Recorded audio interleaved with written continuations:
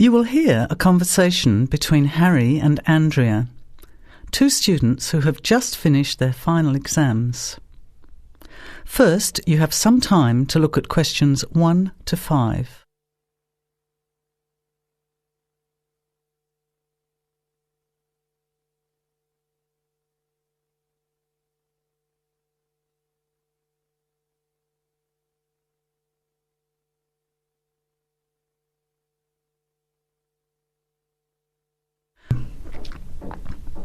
Listen carefully to the conversation and answer questions 1 to 5.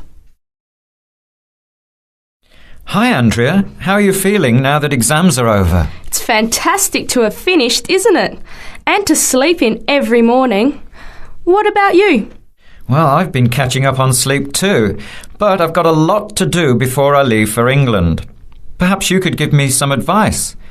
I've got a lot of things I can't possibly take back with me, but I don't know what to do with them. Well, it depends on what sort of things they are and whether you're thinking of giving them away or selling them. Well, almost everything. Furniture, the fridge and other kitchen stuff that I bought from the previous tenant.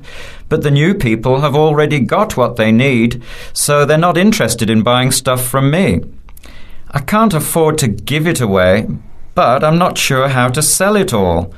Oh, and there are some clothes and books as well. Why can't you take them? The books are really heavy. It's so expensive if you exceed the airline baggage allowance.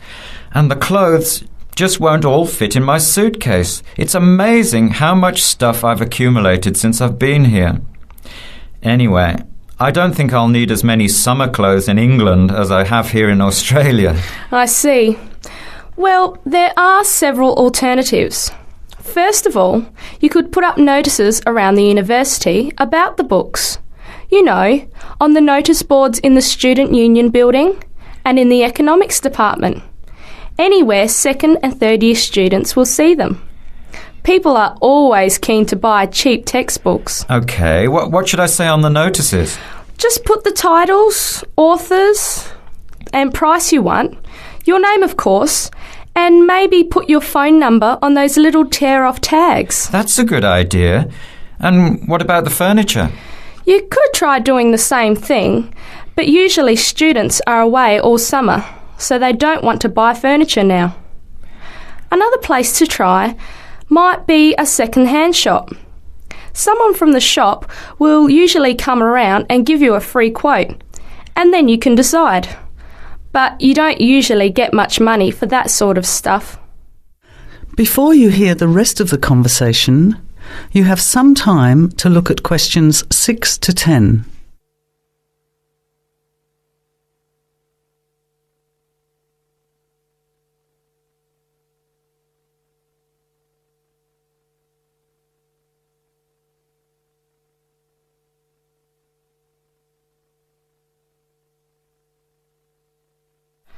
Another alternative is to put an advertisement in the Trading Post. Do you know that paper? It comes out every week advertising things people want to sell. You have to pay to put the advert in and then hope people phone. Give them as much information as possible, and if they're interested, invite them to come and have a look. The hard part is agreeing on a price. No, I haven't seen the Trading Post, but I should have a look at it. And I could advertise the fridge, the microwave and the furniture. But the kitchen stuff isn't really that good. You know, old cutlery, a few pots and pans and some plates and things. What shall I do with them? Well, another option is to donate the kitchen things to a charity shop. You know, like the Salvation Army or St. Vincent de Paul. Why don't you get a second-hand shop to give you a quote first? Yes, I could do that. Find out how much they'll give me and then decide whether to sell them or give them away. But I've still got the clothes. A charity shop will take them too, as long as they're in good condition. And even though you don't get any money, at least you know that someone who really deserves some help has benefited. That's a good point. I'll advertise the expensive stuff, the furniture, and donate the clothes and kitchen stuff. Let's go and buy a trading post and you can help me write the advert. Well, actually, I'm interested in buying the fridge and the microwave, depending on the price, of course. OK, let's see how good you are at bargaining. That is the end of part 1. You now have half a minute to check your answers.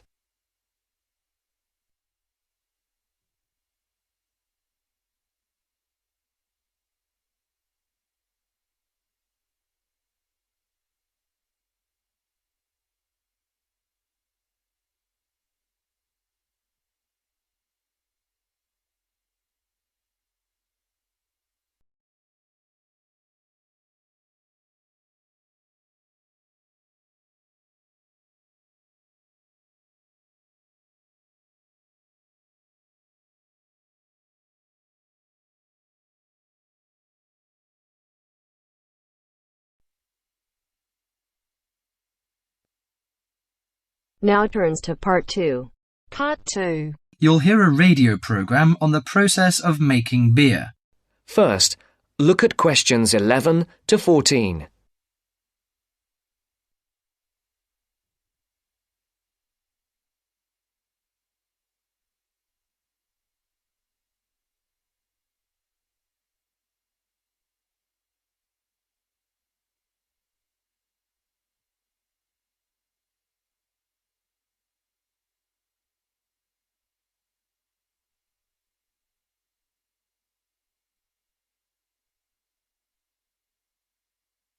Listen carefully. Hello and welcome to Gourmet Evening, and this week we're looking at the world's popular beverage, a great favourite today, beer. And in the studio to tell us all about it is Clark Maxwell. Beer is one of my personal favourite beverages, and I've got a number of facts, tips and trivia about beer to share with you. So, who invented beer and when? What is beer made of? Actually, historians are not entirely sure when beer was invented, but they guess that beer was created accidentally by early nomadic tribes roughly 10,000 years ago. The 4 primary ingredients are malt, hops, yeast and water. Malt, which gives the beer a sweet taste, is made from barley soaked in water until its husks open and sprout. The sprouts are then dried and crushed. The small flowers of the hops vine are added partly because they taste bitter, helping balance the sweetness of the malt. Hops prevent the growth of bacteria that can spoil beer. Yeast is responsible for fermentation, which creates the alcohol and carbonation. Beer makers sometimes use additives or substitutes for malt or hops. Substitutes such as corn or rice can make a beer lighter or cheaper to produce. Before the broadcast continues, look at questions 15 to 20.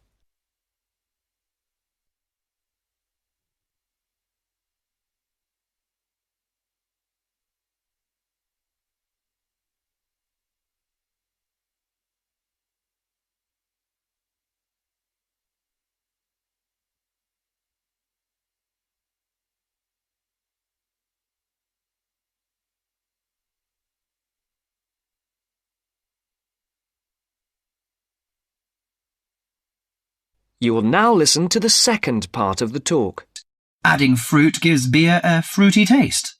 Beer is not high in alcohol, as we know. The lowest type, light beer, contains no more than 2% alcohol, and the highest may reach 6%. Other drinks such as wine are more alcoholic. Wine contains 8 to 20% alcohol. But that is not to say drinking beer is no danger at all. Like all alcoholic beverages, beer can make it difficult to drive and think clearly. Excessive drinking can also lead to liver damage, high blood pressure, stomach ulcers, and other health problems.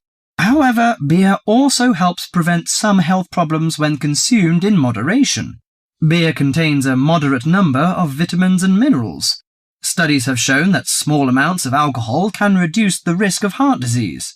Beer also contains selenium, a mineral that promotes bone growth and helps reduce the risk of osteoporosis. I suppose many of you think beer can give you a beer belly, but you are mistaken. Genes determine how fat is deposited. No food or drink can create fat deposits in specific areas of the body. As with all foods, the more calories you consume, the more likely they are to be stored as fat and cause weight gain. Beer contains no fat and averages 150 calories per serving. Well, one more thing. Pay attention to the storage and containers of beer. They will affect its taste. It's a mistake that the taste of beer improves with age, like that of some wines. Beer is a food product that will eventually become stale. It should be stored in a cool, dark location before consumption. And the colour of a bottle can influence the flavour. Brown bottles block out light that reacts with the hops, which could damage the flavour. Green or clear bottles provide little or no protection from light damage. Do you know which country drinks the most beer? Although Britain is even on the list of big consumers, actually, the Czech Republic consumes the most beer, at 156 litres per person per year, followed by Ireland and Germany. That is the end of part 2. You now have half a minute to check your answers.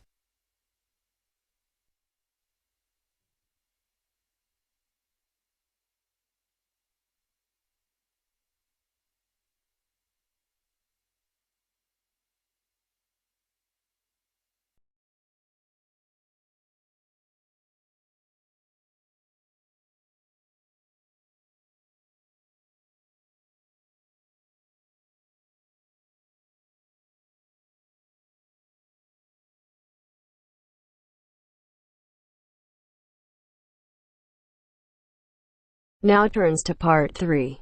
Part 3. First, you have some time to look at questions 21 to 26.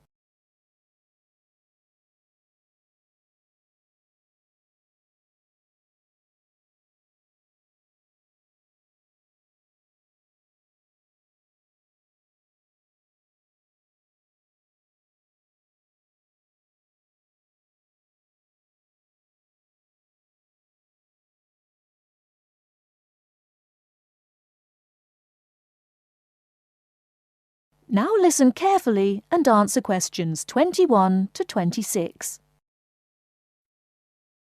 Good evening, and welcome to this month's Observatory Club lecture. I'm Donald Mackey, and I'm here to talk to you about the solar eclipse in history.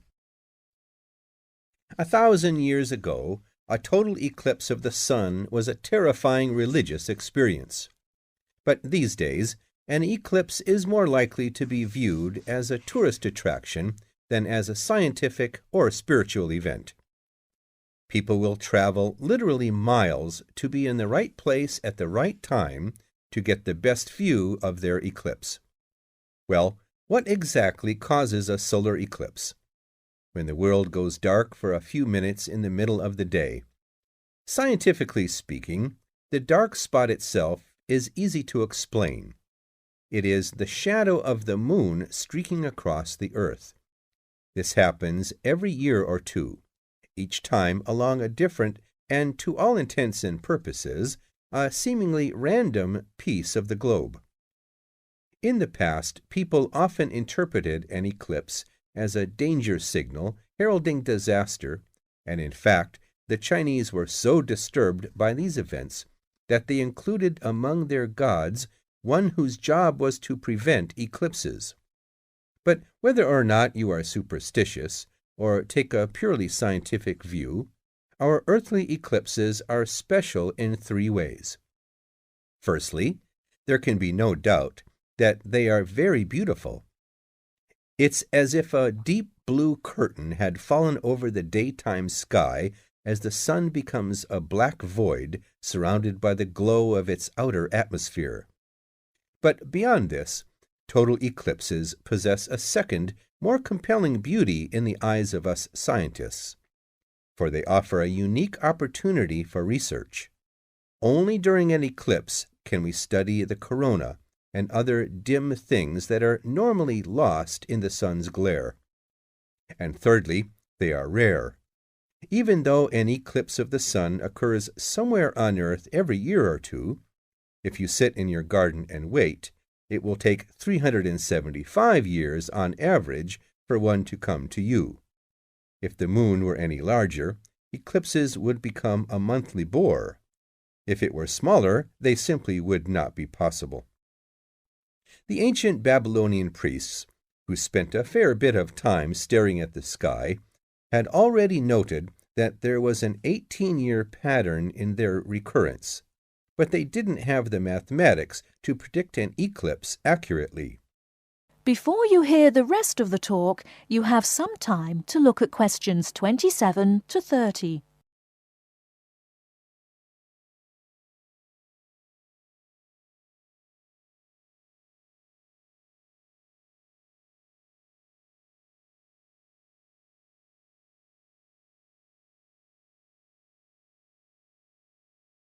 Now listen and answer questions 27 to 30.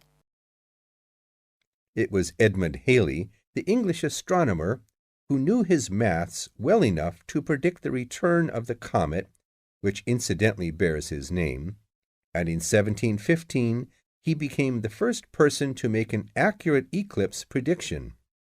This brought eclipses firmly into the scientific domain, and they have since allowed a number of important scientific discoveries to be made.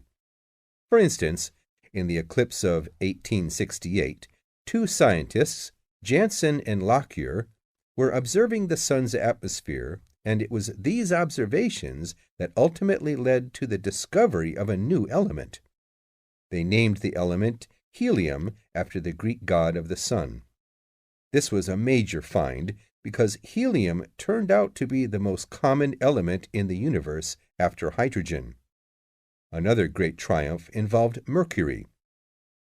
I'll just put that up on the board for you now. See, there's Mercury, the planet closest to the sun. Then there's Venus, Earth, etc. For centuries, scientists had been unable to understand why Mercury appeared to rotate faster than it should. Some astronomers suggested that there might be an undiscovered planet causing this unusual orbit, and even gave it the name Vulcan. During the eclipse of 1878, an American astronomer, James Watson, thought he had spotted this so-called lost planet. But alas for him, he was later obliged to admit that he had been wrong about Vulcan and withdrew his claim. Then Albert Einstein came on the scene. Einstein suggested that rather than being wrong about the number of planets, astronomers were actually wrong about gravity. Einstein's theory of relativity, for which he is so famous, disagreed with Newton's law of gravity in just the right way to explain Mercury's odd orbit. He also realized that a definitive test would be possible during the total eclipse of 1919, and this is indeed when his theory was finally proved correct. So there you have several examples of how eclipses have helped to increase our understanding of the universe.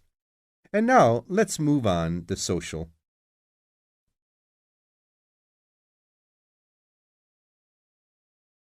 That is the end of part 3. You now have half a minute to check your answers.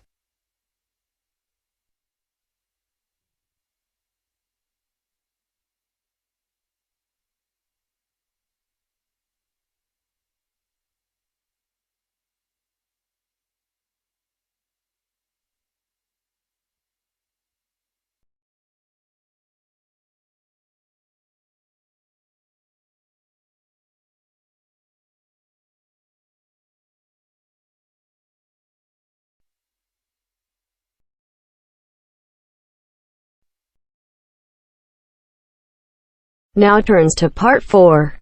Part 4. You will hear part of a lecture about a crater in Australia. First, you have some time to read questions 31 to 40.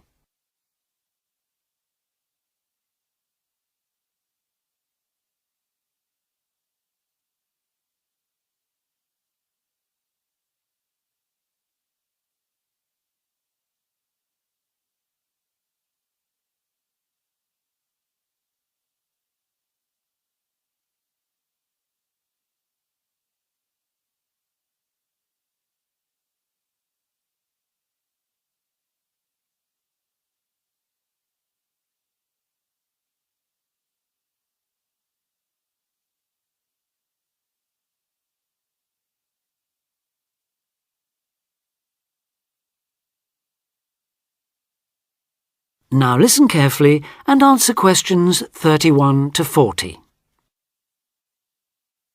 Lake Acraman in South Australia is Armageddon for the purist.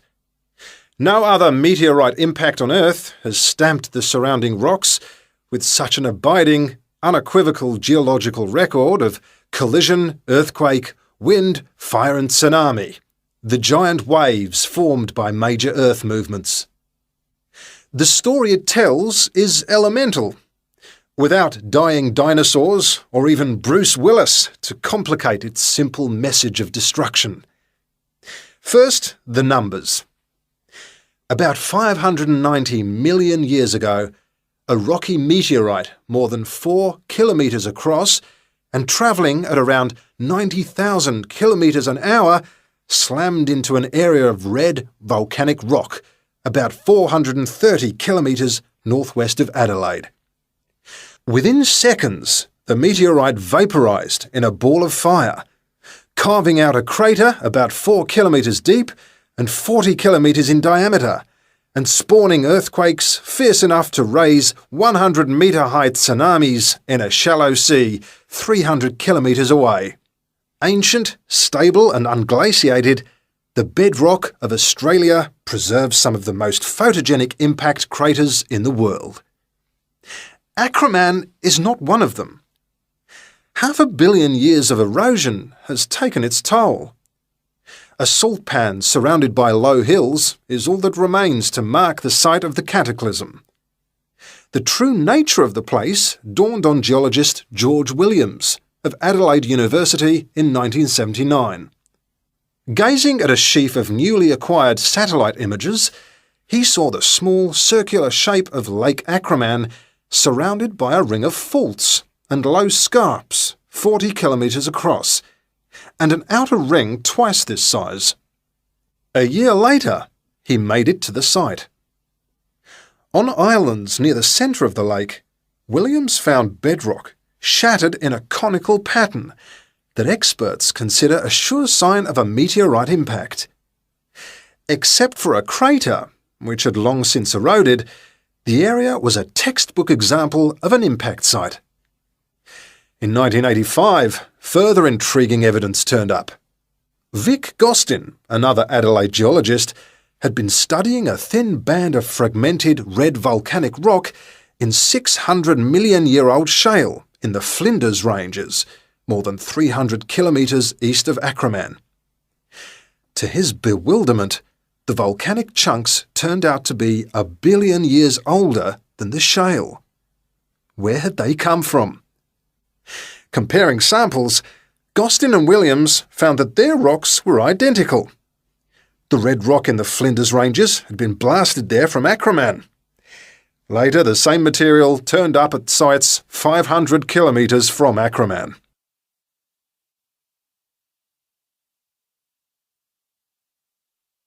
Everywhere, the bands of fragments showed the same structure. Coarse pebbles at the bottom, then a cocktail of silt and sand, then layers of increasingly fine sand, distorted on top into a wavy, scalloped pattern. These layers also show, step by step, how the meteorite transformed the floor of an ancient sea hundreds of kilometres away, according to Malcolm Wallace of Melbourne University. First came the earthquake. Travelling at about 3 kilometres a second, shock waves arrived offshore within a minute or two of the collision, stirring up the water with clouds of silt as the seabed shook. Then shattered rock from the explosion arrived by air. Pebbles and boulders crashed into the water, reaching a depth of about 200 metres within a minute. One day they would become the lower band of the Flinders Rock. Sand took up to an hour to come to rest, finally bedding down with the silt that was also now settling on the sea floor as the effects of the earthquake died away. This mixture would eventually form the next layer. About an hour after the meteorite's impact, huge waves rolled in, leaving the ripples on the surface that later hardened into rock. Clear as mud is not an oxymoron. In Acraman, the arid, timeless Australian outback, has preserved the closest thing the earth can boast to a perfect pockmark, the pinnacle of imperfection. That is the end of part 4. You now have half a minute to check your answers.